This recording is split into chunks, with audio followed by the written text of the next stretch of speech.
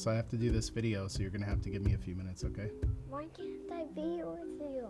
You can. You could just be like right off camera while I want to be in the video. You are in the video. You're already on it. Say hi. Hi. All right, go sit. No. You're in it. I'm gonna put that in the video. A few years ago, I made a video talking about the biggest mistake I ever made. For those of you who didn't see it, I'll give you the TLDR. My computer, which had all of my images and data from the past 20 years, was zapped, which killed all of my hard drives. After spending over $2,000, I was able to find a company that could help me rebuild and recover those hard drives, and I managed to make it out of the situation without losing any of my data. But I learned a valuable lesson. It's not good enough to have data saved on my local computer, and that's where I learned about something called a NAS. Now, we're not talking about the wrapper here, though he's pretty awesome too, but rather a network attached storage. I happen to have one here made by Ugreen, who are the sponsors of today's video. As photographers and creatives, we not only need a storage solution, but we need one that can store a lot of data. Here at my studio, I'm shooting stills with high megapixel cameras like the Sony Alpha 7R5, where each individual image can take around 100 megabytes of space. When a photo shoot here averages around 700 or so images, I'm sure that you could see how that need for storage can really add up fast. That's not even including the 4K and the 8K video footage that I'm shooting for my clients and of course here for my YouTube channel. Those are even bigger files. The point is, storage needs add up really quick, and being able to access files in a variety of different ways becomes even more important, and that's where a NAS unit comes into play. This is the NASync DXP 4800 Plus made by Ugreen. It's a 4-bay unit that has a maximum capacity of 96 terabytes and some additional features that you don't see every day on a network attached storage unit. Before we get into those features, let's start off with the basics. These bays in the front open up quickly and easily with a single press to release the handle, and then you could pull out your hard drives. They did something really cool here with these trays, making them to where you don't need any tools to attach these drives. There's a little latch at the bottom of the tray that you pull to expand it, then you put the hard drive in place and slide it back to lock the drive into the tray. I really love this implementation as it's made setting this up initially take a lot less time. Now on the bottom of the unit, there's a panel that hides two M.2 NVMe drive bays. These drives can be added to expand the storage of your NAS or to use as a cache to increase the read and write speeds of your NAS.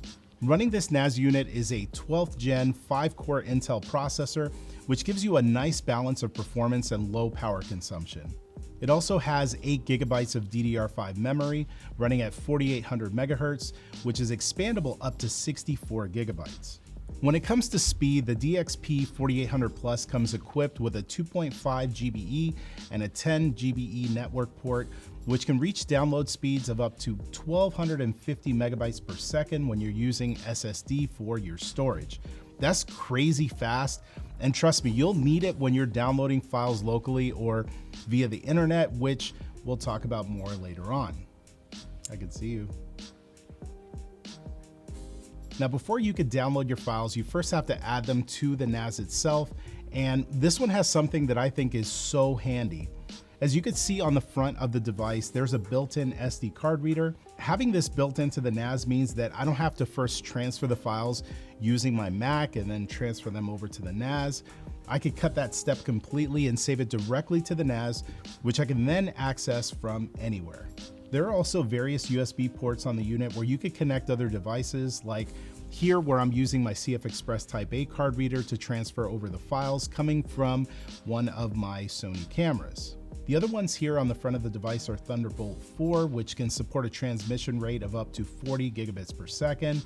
And let me tell you, this will save you a bunch of time in the future as these cameras get more and more data heavy. On the back of the unit, there's something that I have never seen on a NAS unit before, which is this HDMI port. What this allows you to do is to connect this to a TV, a projector, or any screen for that matter. And from there, you could play back movies that you have saved on your device and play them back in 4K quality. You could basically use this as your media server and navigate through the content that you want to watch using their app. Speaking of the app, let me give you a walkthrough of the interface on my desktop so that you could see how it all works. Let's start off first by taking a look at the NAS app. Now, the one that you're looking at right now, this is the interface using the Mac app, because I am doing this on my Mac Studio. But you could use this on Windows. You could use this via the web through, for example, let's say a Chrome browser. You could also download the app using iOS or Android. And I'll show you the Android app because I've got an Android phone. The interface looks really clean and sleek, just like the interface looks right now. Very simple interface here. You've got your file manager, control panel, storage manager, which is basically how you would be able to see and set up your hard drives within the NAS. There's an app center as well, which we'll dive into here momentarily. Your log center, your support, which is actually very helpful when you're setting this up. If you have never used a NAS device before and you have questions about various features and how to set them up, their support is actually very, very good. There was a few questions that I had along the way, even though I've actually used NAS devices quite a while over the years, but their app is actually very, very helpful in this process of setting it up. You've got your task manager and of course, universal search. So this is the interface. A lot of the same features are going to be available within the Android app, which I'll show you momentarily, but let's go to the next step here and let me show you the file manager. Okay, so we've opened up the file manager here, and this is where the whole NAS experience begins. This is where you're going to upload your files. You're going to be able to upload folders. You're going to be able to download information, download files. Everything is done here through the file manager, and it's very, very simple to do. For example, here within my personal folder, and I've actually got my shared folder here as well, but you could actually go into photos, for example, and just by clicking here, you could upload your images, you could upload videos, whatever kind of files it is that you have. Basically, you could just go through upload and add them on there. What I really like here as well is that you could actually right click on individual files, but you can click on share. And let's say if you wanted to use this as kind of like your own personal cloud storage, right? You want to be able to share pictures with people, share them with clients, share videos with clients. You could actually just click on the files and choose, for example, share with external user. You could have it expire in a certain period of time. So maybe you only want them to be able to access it for a few days, which, you know, generally is good practice for portrait photographers. If you do a session, you don't want this to live indefinitely, you know, on your server. So just kind of keep that in mind. You could have it expire in a certain period of time. You could add passwords, PIN protection. You can enable access limits where you could say, okay, they can only visit this link a certain number of times. So for example, this would be something that, let's say for a content creator who's selling digital content, maybe you give them access to the file and you say, okay, only 2 people, you can only visit 2 times, for example, which would be relatively low, but you could do that. And what's nice with that is that it kind of helps to prevent piracy, because obviously if you create a link to a file, and let's say they could just access it an unlimited number of times, then, you know, that could be shared through the web, and then everybody could just basically mass download whatever the information or the content is. So you could set access limits, which is very, very useful for that type of situation. Now, one of the things that I want to show you here is how long it takes to upload files to your NAS storage. And here at my studio, my internet is not the fastest in the world. I have much faster internet at home where I've got fiber. So I've got 2 gigabytes up, 2 gigabytes down, extremely fast internet at home. But I want to show you here at my studio because I was actually very surprised that even with a slower connection here at my studio, the speeds are actually pretty good. We're going to head over to shared folder, And we're going to create a brand new shared folder. Let's call this A93, and we'll choose volume 2. So I have 2 different volumes set up within this NAS. Volume 1 is basically all of the regular hard drives, and then volume 2 are the NVMe drives. So they're much faster. So we're going to go to volume 2 and we'll hit create. You could set individual permissions for general users, for the administrator. I'm just going to go ahead and click OK so we can test this. All right, so now we've got our A93 folder. I'll double click that. And then here on my Mac, I've got this folder here with some different files. They're all video files. I'm just going to select all of the files, and we're simply just going to drag and drop these into the NAS. And so let's take a look and see how long this is going to take for them to upload.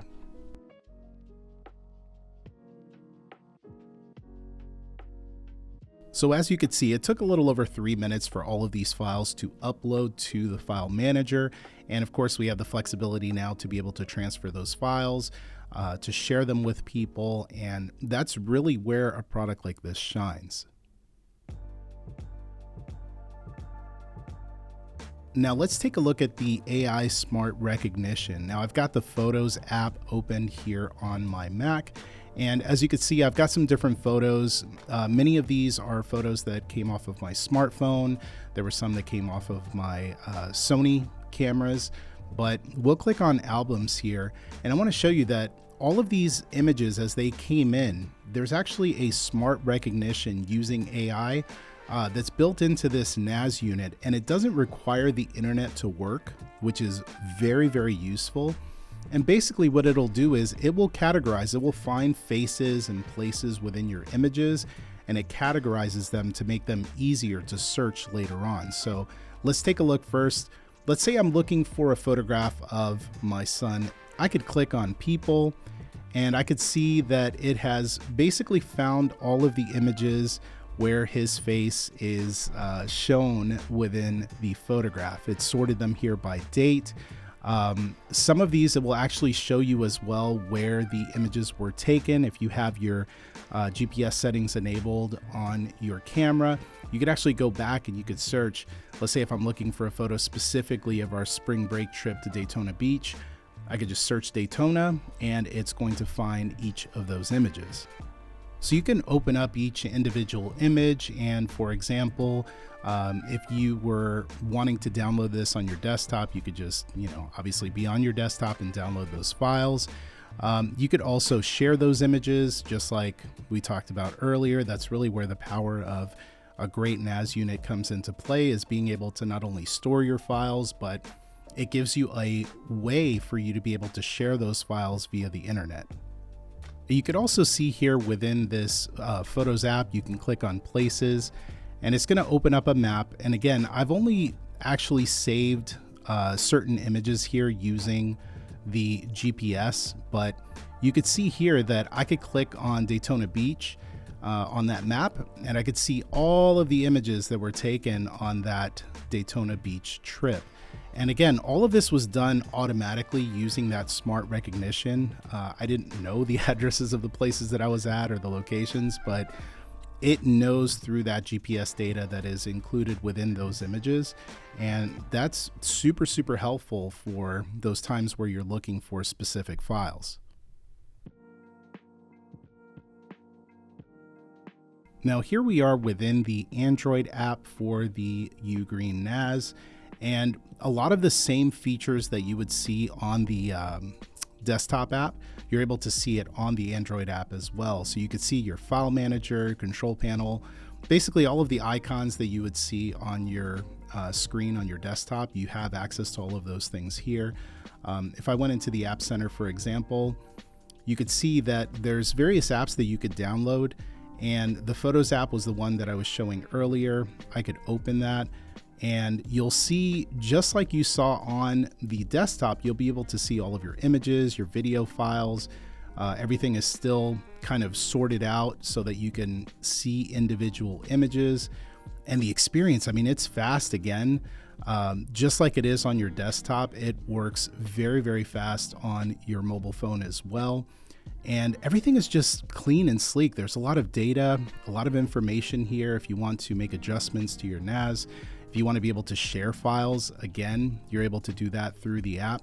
But this is a wonderful, wonderful tool, an affordable tool as well, for you to be able to back up your data and also to be able to share your data with your friends, your colleagues, your loved ones, anyone that you need to share files with.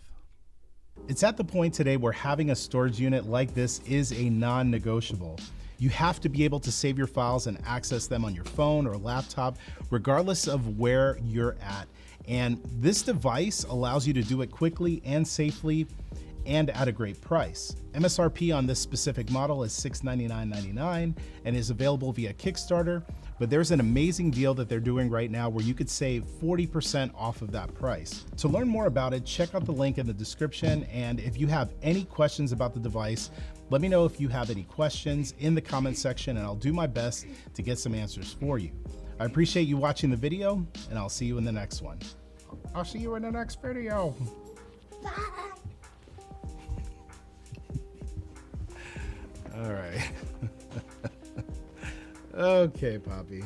Let me hit stop on this one.